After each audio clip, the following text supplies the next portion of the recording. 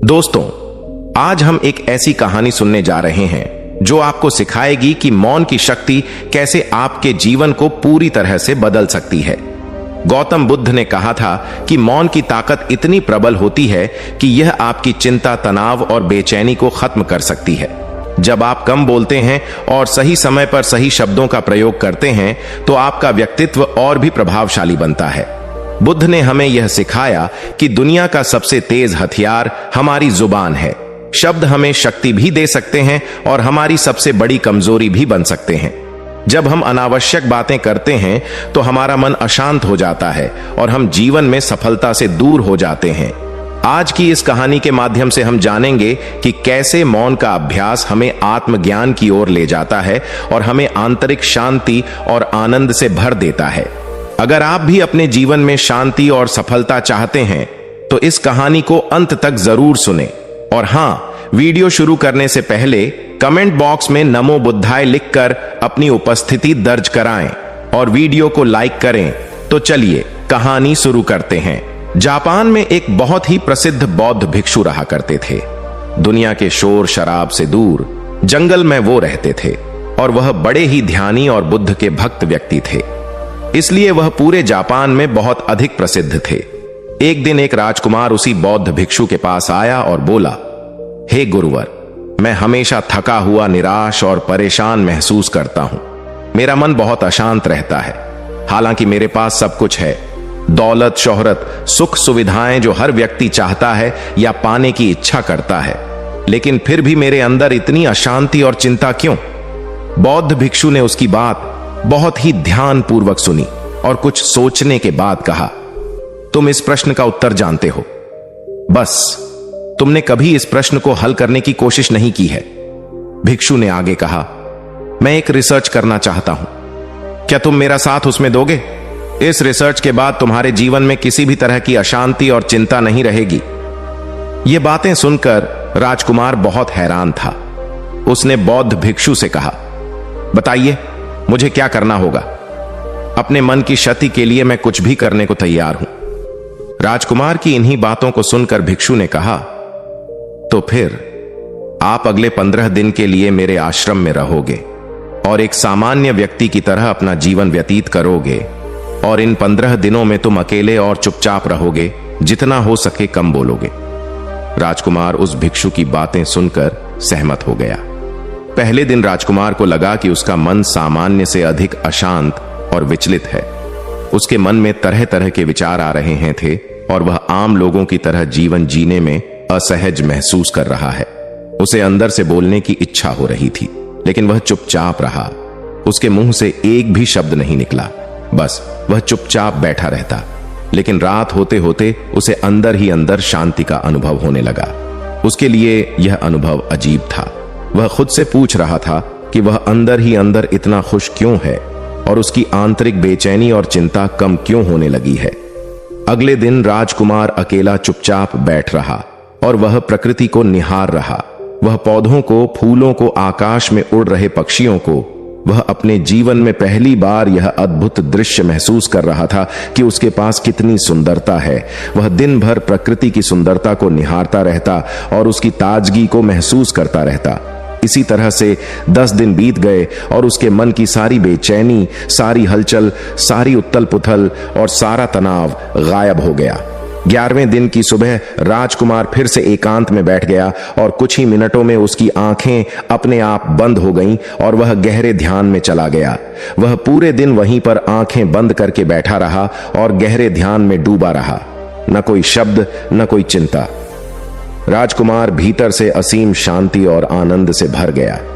राजकुमार अपने बाकी के 4 दिन इसी तरह गहरे ध्यान में व्यतीत करने के बाद 15 दिन बाद भिक्षु के सामने प्रस्तुत हुआ और भिक्षु को प्रणाम करके बोला, महात्मा जी, मुझे उत्तर मिल गया कि मेरे मन में इतनी उथल पुथल और चिंता क्यों थी। मैं जान गया कि मेरा मन इतना अशांत और विचलित क्यों था। बौद्ध भिक्षु मुस्कुराते हुए पूछा, बताओ क्या उत्तर मिला तुम्हें? राजकुमार ने कहा, मैं आवश्यकता से अधिक बातें करता था। मैं किसी पर भी अपने शब्द और ऊर्जा व्यर्थ करता था। मैं दिन भर अपने लोगों से फालतू की बातें करता रहता और फिर उन्हीं के बारे में अकेले में सोचता रहता और ज्यादातर समय नकारात्मक ही सोचता रहता। इस तरह मैं बस अपना समय बर्बाद कर रहा था। ज्यादा बोलने और नकारात्मक सोचने की वजह से मेरा मन अशांत और बेचैन हो गया था, और इसी वजह से मैं किसी भी काम को ठीक से नहीं कर पा रहा था, जिसकी वजह से मैं हर काम में असफल होने लगा। और फिर इन्हीं लगातार मिलने वाली असफलताओं की वजह से ही मैं और भी उदास और चिड़चिड़ा हो गया। इन्हीं सभी चीजों की वजह से मेरा जीवन नष्ट हो रहा था। लेकिन यहां पर बिताए हुए 15 दिन मेरे लिए पूरी तरह से अलग थे। मुझे कुछ अलग ही एहसास यहां पर हो रहा था। अब मुझे ऐसा लग रहा है मैं अपना जीवन पूरी तरह से जी रहा हूं, लेकिन इससे पहले मैं अपना जीवन गलत तरीके से जी रहा था। और मैंने यह भी सीखा कि हमें सिर्फ ध्यान करने की जरूरत नहीं है। ध्यान अपने आप होता है जब हम शांत और मौन होते हैं। ध्यान के पिछले कुछ दिनों के दौरान मैंने जो पहली चीज सीखी वह यह है कि मनुष्य के जीवन की सबसे महत्वपूर्ण चीज स्वयं को जानना ही है। यह सुनकर बौद्ध भिक्षु ने कहा, सिर्फ तुम ही नहीं, दुनिया में ज्यादातर लोग जरूरत से ज्यादा बोलते हैं। आज भी लोग ज्यादातर समय केवल एक दूसरे को नीचा दिखाने के लिए ही बोलते हैं। कुछ लोग ना चाहते हुए भी बातें करते हैं और अपना जीवन बर्बाद कर लेते हैं। भिक्षु ने राजकुमार को चुप रहने का महत्व समझाते हुए कहा। एक बार गौतम बुद्ध से उनके शिष्यों ने पूछा, आप ज्यादातर समय चुप क्यों रहते हैं? बुद्ध ने कहा, क्योंकि चुप रहने से व्यक्ति अंदर से अनंत शांति की गहराइयों में होता है। मौन अपने भीतर उतरने की पहली सीढ़ी है। मौन के बिना स्वयं को जानना असंभव है। स्वयं को जानने और समझने का पहला नियम है कि मौन हो जाओ, उतना ही बोलो जितना अत्यंत आवश्यक हो। बेफिजूल की बातें करना छोड़ दो। तुम अचानक पाओगे कि 90% से भी ज्यादातर लोग व्यर्थ ही ज्यादा बोलकर अपना समय बर्बाद कर रहे हैं। ना बोलने का कोई भी नुकसान नहीं है, लेकिन यदि आप ज्यादा बोलते हैं तो आप अत्यधिक गलती कर देते हैं। अगर व्यक्ति कम बोलना शुरू कर दे तो दुनिया की 90% मुसीबतें कम हो जाएंगी, झगड़े फसाद कम हो। अगर लोग थोड़ा चुप रहना सीख जाए, संसार की बहुत सारी समस्याएं हैं। बहुत सारा झगड़े सिर्फ बोलने से पैदा होते हैं। सारी बात मौन सीखने की है। जब तुम नहीं बोलते तब तुम एकांत में अकेले हो गए, भरे बाजार में भीड़ में खड़े हो। जिसने मौन की कला जान ली वो भीड़ में भी अकेले होने की कला जान लेता है। एकांत में तो आदमी स्वर्ग में है। दूसरे की उपस्थिति ही बेचैनी पैदा करती है। पहले तुम्हें चुप रहने की शक्ति को धारण करना होगा। इससे तुम अधिकतर ऊर्जा को बचा लोगे और फिर इस स्थिति में पहुंच जाओगे कि तुम कम बोलने लगोगे। अगर तुम किसी के यहां पर जा रहे हो और परेशान हो जाओ तो ऐसे में उचित है कि आंखें बंद कर लो और अपने में खो जाओ। वहां से आपको ताजगी महसूस होगी, क्योंकि तुम्हारे अंदर जीवन का वह स्रोत छिपा हुआ है, वह किसी दूसरे में नहीं है। इसके बाद राजकुमार उस भिक्षु से पूछते हैं, आखिर कौन हमें अपने अंदर तक लेकर जाएगा? यह बातें सुनकर बौद्ध भिक्षु कहते हैं, तुम्हें स्वयं ही अपने अंदर उतरना होगा और वहीं से परम राज्य जीवन का आनंद ले पाओगे। आनंद का यहीं से जन्म हुआ है। यहीं से तुम मौत में डूब जाओगे। यही तुम्हारा सूरज उदय होगा और यहीं से अस्त होगा। इसी प्रकार तुम बार बार मन लगाओ। जब भी तुम मन लगाकर लौटोगे वहां से तुम पाओगे फिर ताजगी भरी जीवन की नई संपदा मिलेगी।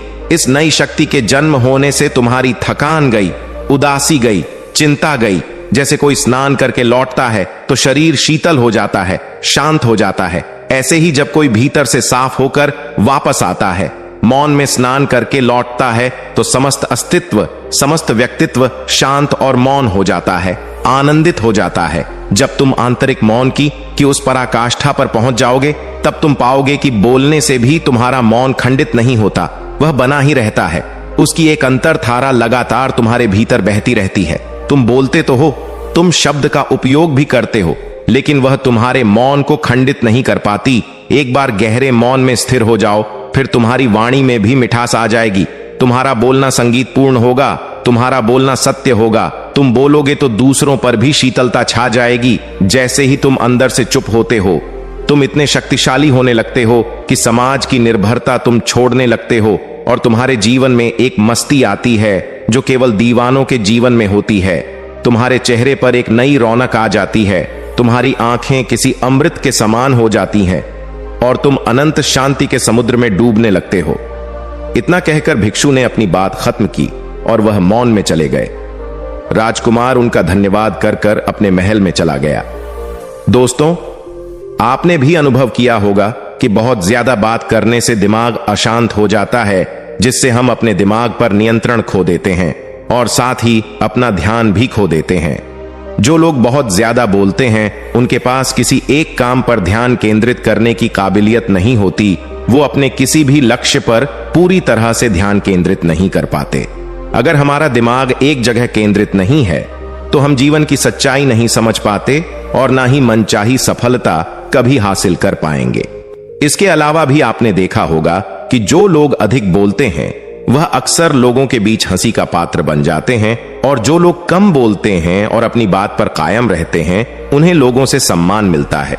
लोग उनकी बातों को सुनते हैं और उन पर भरोसा भी करते हैं। जो लोग जरूरत से अधिक बोलते हैं और अपने विचारों के बारे में पक्के नहीं होते, उनका दिमाग स्थिर और विचलित रहता है, शोर से भरा रहता है, और एक अशांत दिमाग वाला व्यक्ति जीवन में किसी भी चीज में सफल नहीं हो पाता, क्योंकि वह किसी भी काम में फोकस नहीं कर पाता।